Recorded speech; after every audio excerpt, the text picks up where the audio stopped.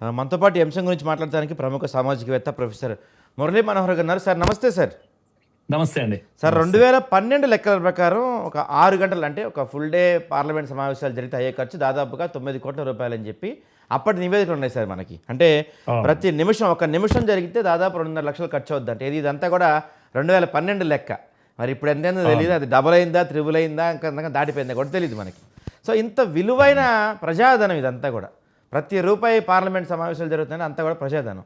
ఇంత విలువైన ప్రజాధనాన్ని కేవలం పార్లమెంట్ అంటే ప్లకార్డులు పట్టుకొని ఒకళ్ళొకళ్ళు గొడవ పడటానికి, అలుచుకోవడానికి, తిట్టుకోవడానికి, ఇందాక తులసిరెడ్డి గారు చెప్పినట్టు ఒక 5 నిమిషాలు మాడాలన్నా కూడా 5 రోజులు పట్టే పరిస్థితి ఉంది ఇప్పుడు.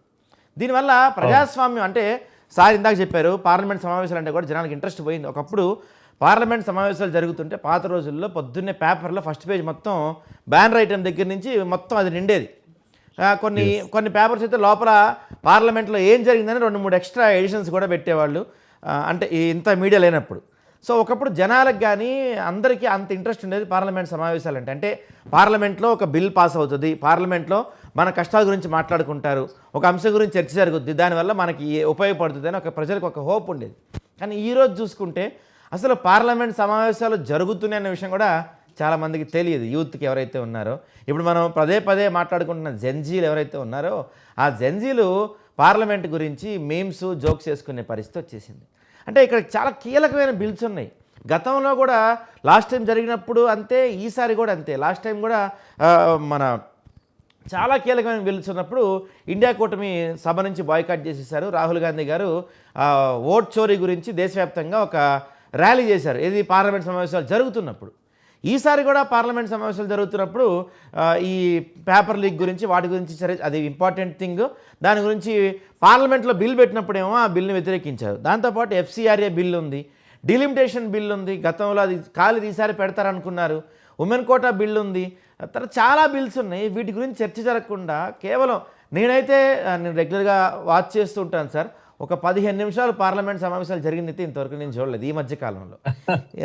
ఎందుకు సార్? అంటే ప్రజల డబ్బులు అంటే విలువ లేకుండా పోయిందా? పార్లమెంట్ సమావేశాలు అంటే ఎందుకు ఇలాంటి పరిస్థితులు వచ్చినాయి? అనే కీలకమైన బిల్లులు ఉన్నా కూడా చర్చ జరగకుండా బిల్లులు పాస్ అయిపోతున్నాయి. అసలు ఆ బిల్లు ఏముందో ఎవరికి తెలియదు, వాటి వల్ల ఎవరికి ఉపయోగం, ఎందుకో పార్లమెంట్కి ఇలాంటి రోజులు వచ్చినాయి, ఇలా జరుగుతుంది అనుకుంటాను సార్. నమస్తే అండి. స్వతంత్ర న్యూస్ ప్రేక్షకులకు నమస్తే, అదర్ ప్యానల్ మెంబర్స్ కు నమస్తే. చాలా కీలకమైన ప్రశ్న అండి, అందరినీ వేధిస్తున్నటువంటి ప్రశ్న.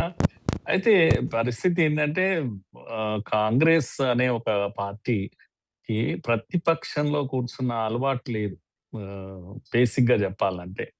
పైగా రాహుల్ గాంధీ నాయకత్వం వహించాక ప్రతిపక్ష పాత్ర పోషించడం ఎలా అనే విషయంలో కూడా, అంటే ముఖ్యంగా పార్లమెంటరీ డెమోక్రసీలో ప్రతిపక్షాల రోల్ ఒకటి ఉంటుంది. అది చాలా కీలకమైంది. అంటే అధికార పక్షం ఎంత ముఖ్యమో ప్రతిపక్షం అంతే ముఖ్యం మనకు. ప్రతిపక్షం బలం కూడా పెరిగింది, పార్లమెంట్ లో నంబర్ పెరిగింది. నంబర్ పెరిగినప్పుడు నేను సంతోషించాను, ఎందుకంటే బ్యాలెన్స్ అవుతుంది కనుక. ప్రతిపక్షం బలంగా ఉన్నప్పుడు ప్రభుత్వం కూడా కొద్ది హద్దుల్లో ఉంటుంది, విచ్చలవిడితనం తగ్గుతుంది. కానీ ప్రతిపక్షము వినాలి, మాట్లాడాలి, ఈ 2 చేయాలి. పార్లమెంట్ ఉన్నది వారు పెద్దలు తులసిరెడ్డి గారు చెప్పారు కదా, వినాలి, వినే ఓపిక ఉండాలి, దానికి తగిన సమాధానం ఇచ్చే శక్తి ఉండాలి, ధైర్యం ఉండాలి, వినే ధైర్యం ఉండాలి, చెప్పే సత్తా ఉండాలి. అలాంటిది లేనప్పుడు మనుషులం ఎప్పుడైనా ఏం చేస్తామంటే ఫ్రస్ట్రేషన్ గురవుతాం మనం. అంటే మన దగ్గర చెప్పలేని సరుకు లేనప్పుడు ఫ్రస్ట్రేషన్ గురవుతాం. అసలు ఇప్పుడు పార్లమెంట్ అనేది ఇప్పుడు ఏమైంది అంటే వెపనైజేషన్ అని అంటాం, ప్రతిదీ ఒక ఆయుధంగా మార్చుకోవడం. పార్లమెంట్ కూడా ఒక ఆయుధంగా మారింది. ప్రతిపక్షాలు మాట్లాడేదే లేదు, తగ్గేదే లేదు అనే పద్ధతిలో ఎప్పుడు చూసినా పార్లమెంట్ లో ఈ మధ్య కాలంలో మీరు అన్నట్టుగా నినాదాలు వినపడతాయి. అక్కడ ప్రైమ్ మినిస్టర్ మాట్లాడుతున్నాడా, లేకపోతే ప్రతిపక్ష నాయకుడు మాట్లాడుతున్నారు, ఇంకెవరు మాట్లాడుతున్నారు కాదు, నినాదాలే నినాదాలు. ఎవరికి వినే ఓపికనే లేదు, అసలు ఎవరికి చెప్పే ఇది లేదు, వినే పరిస్థితి అస్సలే లేదు. అల్లరి అల్లరి అంటాం, క్లాస్ రూమ్ లో పిల్లలు అల్లరి చేసినట్టుగా ఇక్కడ పార్లమెంట్ మెంబర్ కూడా అల్లరి చేస్తున్నారు. ప్రతిదాన్ని కూడా బలంగా అవతల నుంచి సమాధానం వస్తే కోపం వచ్చేస్తా ఉంది. ప్రొటెస్ట్ కనుక ప్రొటెస్ట్ కు కేంద్రం దేశంలో ఎక్కడ అంటే పార్లమెంటే అయిపోయింది. నేనేమంటున్నానంటే ప్రతిపక్షాలు బలంగా ఉండాలి, ప్రతిపక్షాలు ప్రజలను మొబిలైజ్ చేయగలగాలి, ప్రతిపక్షాలు రాష్ట్రాల్లో జిల్లాలలో ప్రజలను అవేర్నెస్ తీసుకురావాలి. జరుగుతున్న అన్యాయం ఇప్పుడు సపోజ్ ఓటు చోరీ అనే ఒక నినాదము పార్లమెంట్ లో గట్టిగా మాట్లాడుతున్నాం మనం. మాట్లాడుతున్నప్పుడు ప్రజలను కన్విన్స్ చేయాలి. మీరు సభలు పెట్టండి, జిల్లాలలో ర్యాలీలు పెట్టండి, లేకపోతే బందులు అక్కడ చేయండి, ఇక్కడ కాదు బంద్ అనేది. ప్రజలు ఇక్కడ ఇగో మీ ఓట్లన్నీ పోయినాయి అని చెప్పండి. అప్పుడు నిజంగా ఓట్లు పోయిన వాళ్ళందరూ మీ దగ్గరికి వస్తారు. ఎంతమంది వచ్చారు అట్లా ఆ విధంగా మీ దగ్గర లక్షల మంది ఇప్పుడు ఈ తెలంగాణలో 70 లక్షలు 80 లక్షలు పోతున్నాయి. 80 లక్షల మందిని హైదరాబాద్ లో మొబిలైజ్ చేశామనుకోండి, మా ఓట్లు పోయినాయని. ఎందుకు అలా చేయలేకపోతున్నాం? ఇది ఇది ఇది తప్ప, అది తప్ప. ఏది ఓట్ చోరీ అనేది తప్ప, నిజంగా ఇక్కడ ఓటు పోయిన వాళ్ళు ఎవరు లేరు అనేది తప్ప.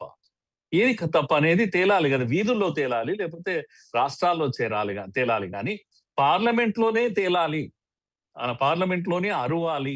కనుక నా వాయిస్, నేను చెప్తున్న వాయిస్ ను బలంగా వినిపించడానికి కేంద్రం కావాలి పార్లమెంట్ అని. ఆ విధంగా ఒక రకంగా చెప్పాలంటే బ్లాక్ మెయిలింగ్ అని అంటాం. ఇదిగో మీరు స్టేట్మెంట్ ఇస్తారా, ఇస్తే మేము అలో చేస్తాం మిమ్మల్ని చర్చకు. అంటే వీళ్ళేమంటున్నారంటే మీరు నినాదాలు ఇవ్వము, మాట్లాడేటప్పుడు పారిపోము అంటే మేము ఒప్పుకుంటాం, చర్చకు సిద్ధము అని. చర్చ స్టేట్మెంట్ కు డిమాండ్ చేస్తున్నాడు రాహుల్ గాంధీ. ఏది హోం మంత్రితో ఈ పార్లమెంట్ జరగాలి. దీన్ని ఏమంటాము అని అంటే బ్లాక్ మెయిలింగ్ అని అంటాం. పార్లమెంట్ జరగాలంటే హోం మంత్రి స్టేట్మెంట్ కు ఒప్పుకోవాలి అని. హోంమంత్రి ఏమంటున్నాడు, స్టేట్మెంటే కాదు మొత్తము నీటి పైనే చర్చకు మేము సిద్ధము, కానీ మీరు వినాలి, అల్లరి చేయొద్దు, నినాదాలు ఇవ్వద్దు.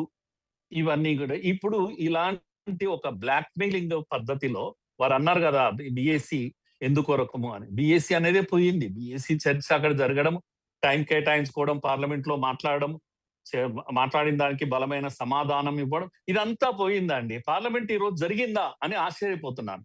అంతకుముందు ఈ రోజు పార్లమెంట్ జరగలేదు, బైకాట్ చేశారు ప్రతిపక్షాలు అనేది ఒక ఆశ్చర్యకరమైన వార్త. ఈ రోజు బైకాట్ ఉంటది, ఒక రోజు ఎప్పుడో పార్లమెంట్ జరిగింది అన్నప్పుడు అవి వీడియోలో వినే అవకాశం ఉంది కనుక యూట్యూబ్ లో వింటూ ఉన్నారు. కనుక ఎవరు కేర్ చేయడం లేదు, పార్లమెంట్ ఎలాగూ జరగదు అనేటువంటి ఒక స్థితి ఈ దేశంలో దాపురించింది. వారన్నదే కరెక్ట్ తులసిరెడ్డి గారు. అందరూ దీంట్లో పాత్ర ఉంది. కానీ రేపునేమో ఈ ప్రభుత్వాన్ని దించి అధికారంలోకి రావాలనుకునే వాళ్ళది ప్రధాన పాత్ర ఉంటుంది. తన బిల్లులు తాను పాస్ చేసుకుంటూ ఉంది. చర్చ లేకుండా ప్రభుత్వం తన బిల్లు దాన్ని పూర్తి చేసుకుంటూ పోతుంది. ప్రజలు డార్క్ లో ఉండిపోయారు. ఏమవుతుంది, ఎన్ని బిల్లులు పాస్ అయ్యాయి, ఏంది అనేది ఎవరికీ తెలియదు. చర్చనే లేదు. కనుక దోషిని చేసి నిలబెట్టాలి. కనుక ఓట్ చోరీ, లేకపోతే చందా చోరీ, లేకపోతే ఈ చోరీ, కనుక దోషులు చేసి నిలబెట్టడానికి బ్లాక్మెయిల్ చేసే వేదిక కాదు ఇది పార్లమెంట్ అనేది. ఓకే, ఎజెండా సెట్ చేసుకోండి. మరి ఇప్పుడు కూడా బీజేపీ ఈ రోజు వాళ్ళు చెప్తున్నది ఏంటి అంటే మేము చర్చకు సిద్ధము అని. లేదు, స్టేట్మెంట్ అని అడిగారు ముందుగా. స్టేట్మెంట్ ఇచ్చేటట్టు ఉంటేనే రాండి లోపలికి, ఇలాంటివన్నీ అంటున్నారు. చర్చకు సిద్ధం అన్నప్పుడు చేసేయాలి కదా, చర్చ రెడీ కావాలి కదా, మాట్లాడాలి కదా. కనుక దీనికి అంతులేని కథలా మారిపోయింది. అందరూ దీంట్లో దోషులే కనబడుతున్నారు.